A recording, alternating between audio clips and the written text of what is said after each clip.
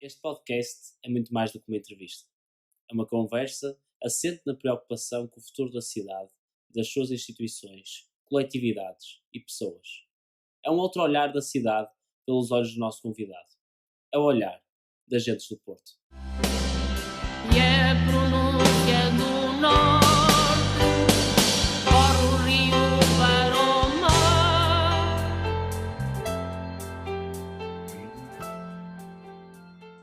Bem-vindos ao nosso primeiro episódio do Gentes do Porto.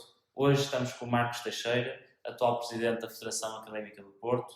Começou a trilhar um caminho enquanto presidente da Associação de Estudantes da Faculdade de Farmácia da Universidade do Porto e hoje está aqui na FAP.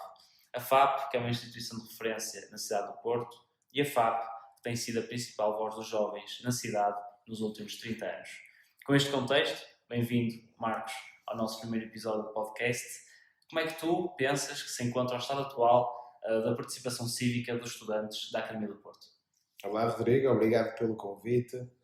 É sempre um gosto partilhar este tipo de momentos com quem queira falar um bocadinho sobre o trabalho da FAP e sobre os jovens no geral. E começando pela tua primeira pergunta, a minha resposta é: está a participação cívica dos jovens está viva, de boa saúde e recomenda-se. Eu digo isto porque, primeiro, eu serei sempre um dos maiores combatentes do estigma de que os jovens não querem participar, não participam nem querem saber. Acho exatamente o contrário. Eu olho à minha volta e tudo o que eu vejo são pessoas que se preocupam com a maioria dos problemas da nossa sociedade. São pessoas que, e aqui falando do associativismo, que trabalham muito todos os dias em prol dos outros, em regime voluntário, que se preocupam em tornar a cidade do Porto, que é uma cidade que muitas vezes os acolhe e que não é a cidade deles, num sítio melhor do que a que encontraram. E fazem-no sem receber nada em troca, sem o esperar e muitas vezes efetivamente sem receber nada em troca. E acho que se isso não for participação cívica, não sei o que será. Portanto, do que eu vejo, do que eu vivi, do que eu fiz, falando também em causa própria, mas falando dos 70 mil estudantes que a FAP representa, do que eu vejo é que a participação cívica na Academia do Porto está bem viva e se recomenda. Portanto, não creio que o letreiro de que os estudantes não participam nem se importam sirva para ficar colado na Academia do Porto. Não, acho que terão que encontrar outra porta para o colar. Quando começaste o teu percurso aqui na FAP, enquanto presidente, quais é que foram os principais problemas que detectaste e como te paraste na Academia e nos estudantes da Academia? Bom, eu sou presidente da FAP desde dezembro de 2019, mas já estou no associativismo, como disseste, desde 2014, desde dezembro de 2014. Portanto, já houve uma série de problemas que foram passando por nós, por aqueles que representam os estudantes, portanto, acaba por nos chegar tudo o que são questões que os estudantes sentem. E em dezembro de 2019, o principal problema era e continua a ser o alojamento estudantil. Talvez a mais recente grande causa do movimento associativo, e não só, acho que é um problema que afetou as comunidades, porque os estudantes não tendo alojamento é um problema que chega às famílias dos estudantes e passa a ser um problema de toda a gente. Um problema nacional. Sim, infelizmente até um problema que agora a habitação começa a ser um problema até dos jovens no geral e não só dos estudantes, mas deparei-me com um problema que não tinha muitas soluções à vista. Sim, é aí que entronca a minha pergunta seguinte, que é a FAP, tal como a JSD, e muitas associações, juventudes partidárias, demonstram uma preocupação clara com o problema da habitação que existe aqui na cidade do Porto, que é mais do que óbvio. O que é que tu, enquanto presidente da FAP, mas também enquanto jovem desta cidade, consideras que possa ser feito para mitigar esse problema? E neste momento, qual é que tu sentes que é o problema, qual é o problema e qual é que é o ponto de situação da habitação para os jovens que vêm e que estudam na cidade? Bom, sendo muito direto, a resposta... Esta pergunta é complicada. Aliás, sendo muito direto, a solução será sempre aumentar a oferta pública para podermos arrefecer os preços do mercado. Esta é a solução de base.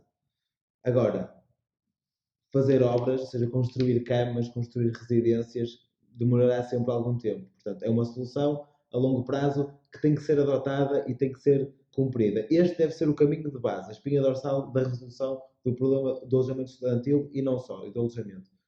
Agora, sabendo que o problema demorará algum tempo a ser resolvido desta forma, também temos que, no entretanto, arranjar soluções intermédias. E por aqui há uma série de medidas que a FAP vem advogando e vem dizendo há algum tempo. Algumas delas estão contempladas no Orçamento do Estado de 2020. Portanto, passarão por diferenciar o que são complementos de alojamento para estudantes bolseiros, portanto, que esses complementos passem a ter em conta o preço da habitação da cidade onde o estudante está a residir para ter o seu curso. Poderá passar por dar incentivos fiscais a quem tenha alojamentos locais para acolher estudantes e não turistas. Poderá passar por flexibilizar e desburocratizar os processos para as instituições poderem estabelecer parcerias com operadores privados para poderem assegurar preços acessíveis aos seus estudantes. Isenções fiscais, se calhar, para quem quer morar no Porto, ao nível, sei lá, do IMI ou do IMT, não sei. Não sei se já pensaste nessa questão. Sim, quando eu falo em incentivos fiscais, aqui, principalmente para os alojamentos locais, que são quem neste momento ocupa, se calhar, o coração da cidade. Que era uma zona que os estudantes estavam habituados a ocupar, que neste momento já não podem ocupar.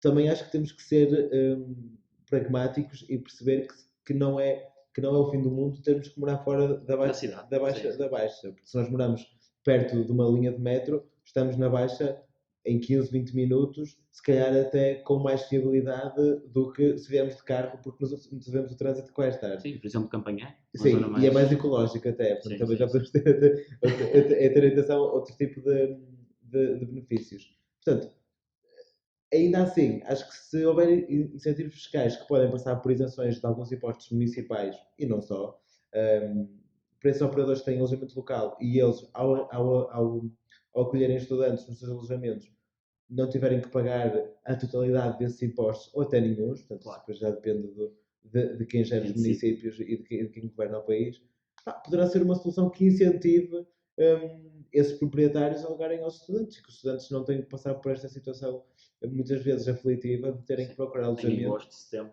Exatamente, porque, vamos lá ver, e isto é uma coisa que eu tenho dito, e a FAP tem dito há muito tempo, que é, os resultados do concurso nacional de acesso têm que sair mais cedo. Não há justificação neste momento para saírem tão tarde, porque neste momento o que acontece é, os resultados saem num domingo à noite, ou num sábado à noite, começam semana seguinte, e na segunda-feira a seguir já estão as matrículas a decorrer.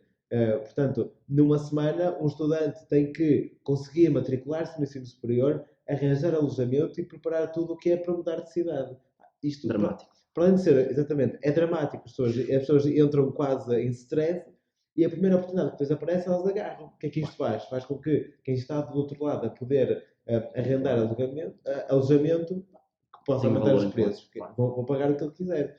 Portanto, esta medida que é puramente administrativa de antecipar em 2, 3 semanas a publicação dos resultados do Concurso Nacional de Acesso ao Ensino Superior poderá ser uma medida facílima de aplicar, com resultados muito positivos para o lado das famílias portuguesas que têm que ter os seus filhos a estudar longe de casa. Sim, acho que é bom para toda a gente, não é? Então, para as próprias universidades, facilita aqui a parte logística. Exatamente. É bom para todos. E tu tocaste aqui numa questão muito importante, que é a questão da mobilidade, e que às vezes não é tão crítico morar no centro da cidade, como é a Baixa do Porto, mas podemos morar noutros sítios, tais como Campanhã, tais como Paranhos, tais como o litoral, se calhar aqui da cidade, e aqui focamos um bocado na questão da mobilidade, que eu, enquanto estudante, senti que era crítica muitas vezes para os estudantes.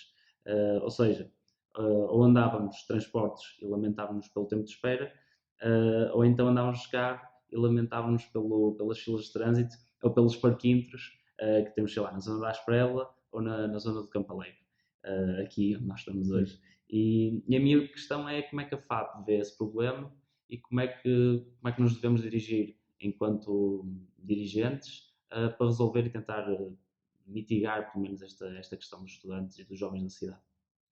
Bom, eu aí acho que foco dois aspectos. O primeiro é, eu sou o dirigente da FAP, mas também habito no Porto, portanto eu ando no Porto todos os dias, só se fosse cega que não ia reparar que há um excesso de trânsito na cidade, principalmente em horas de ponta. As artérias ficam, as principais artérias da cidade ficam completamente entupidas. Agora, será um problema que eu não tenho uma solução para esse problema. Espero que alguém consiga arranjá-la. É necessária, mas não vejo à vista. Acho que há demasiados carros para tão pouca estrada. É o que eu acho.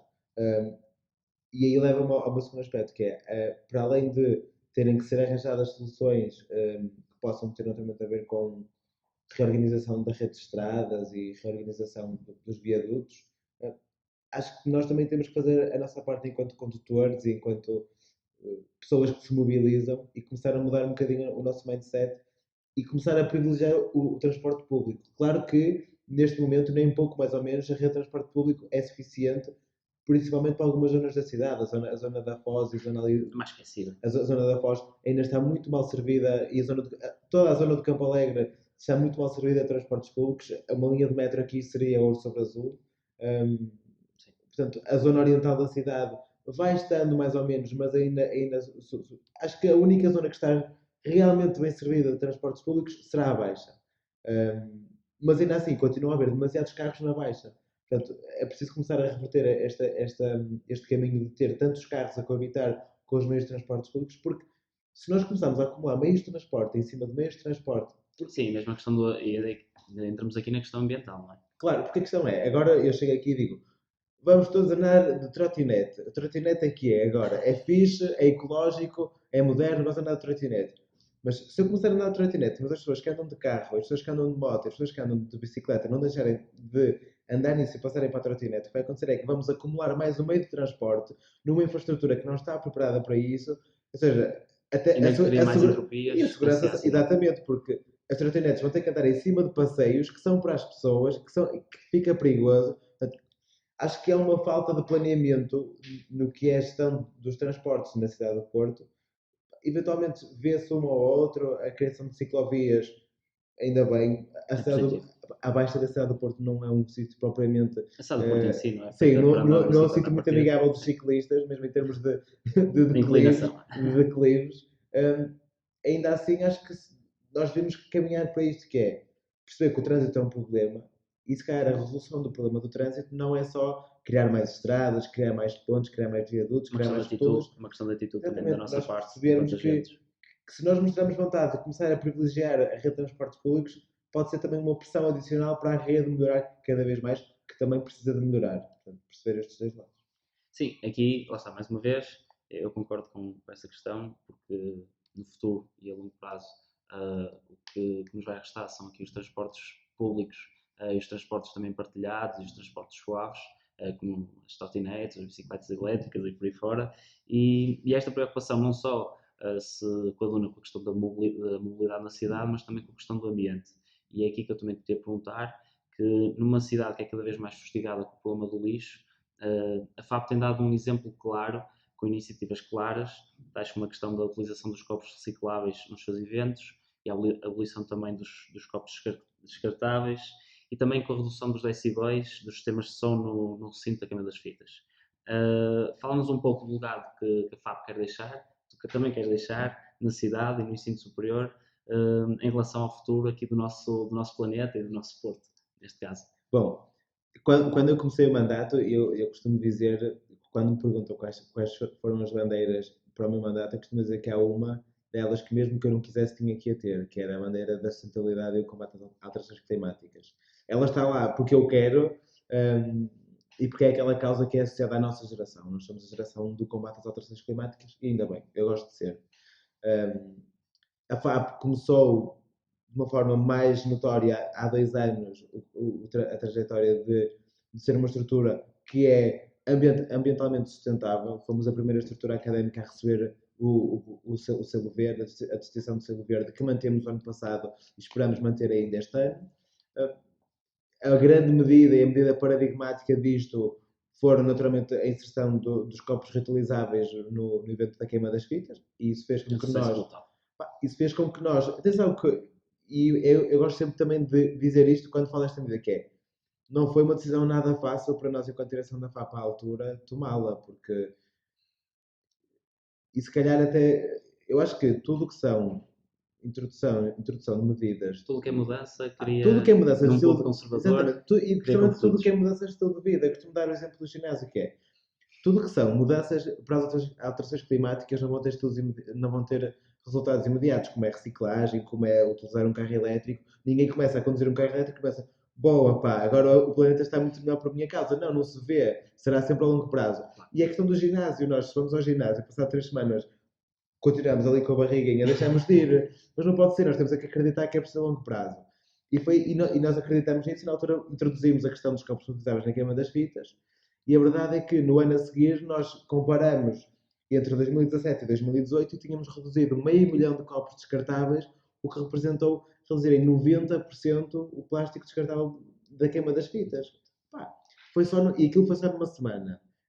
Claro que depois, se falarmos do que é a sustentabilidade do evento, há muitas mais coisas. Nós temos tido aproveitamento de águas pluviais para as casas de banho. Felizmente não temos tido porque não tem chovido. Mas se chover, temos o equipamento preparado para recolher a água. Temos o controle de decibéis para a poluição sonora ser cada vez menor. Há uma série de comportamentos que nós vamos tentar adotar e incutir nas pessoas para que o evento seja mais sustentável num todo. E a ideia para este ano é a seguinte, que é, quando nós estávamos a refletir no início deste mandato foi, nós já fazemos isto tudo numa semana.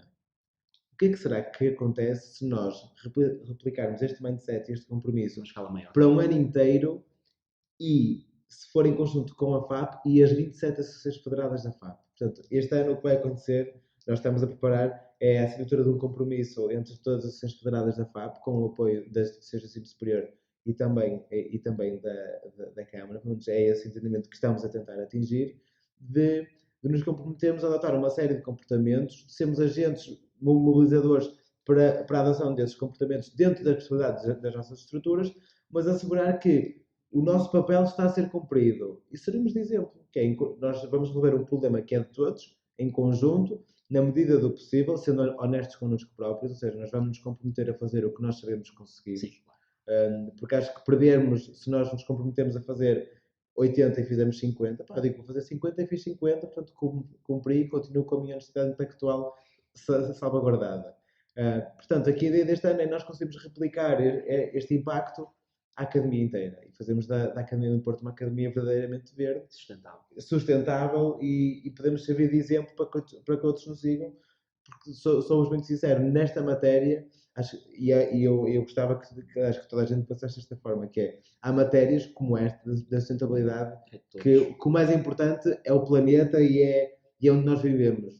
Dividendos políticos e ganhos políticos e tudo por aí fora acaba por ser muito irrelevante porque a política de pouco interessa se nós não tivermos onde viver, não é? Sendo quase clichê e sendo quase... Sim, a política também, e é um bocado a política de longo prazo que temos de pensar aqui, que é o nosso futuro e a vida, se calhar, dos nossos filhos e dos nossos netos. E aí eu acho que nós, jovens, temos um papel muito importante, até porque não temos opção, que é o risco de nós não termos onde viver, é um risco que nunca ninguém teve antes de nós, quando nós somos os primeiros a tê-lo, e temos que conseguir... Temos de assumir. Temos de assumir. E a ideia de risco, e eu costumo dizer que é, porque é que as pessoas têm tanta dificuldade em adotar hábitos sustentáveis, ou seja, em mudar a sua estilo de vida? Porque não há um risco constante. Por exemplo, o coronavírus. Já está tudo mobilizado à volta do coronavírus, porque é um risco, as pessoas sentem que eu posso apanhar isto e morrer. Agora, tu vais na rua, o ar que tu respiras também te vai matar eventualmente, só que não é um risco que tu sintas constantemente.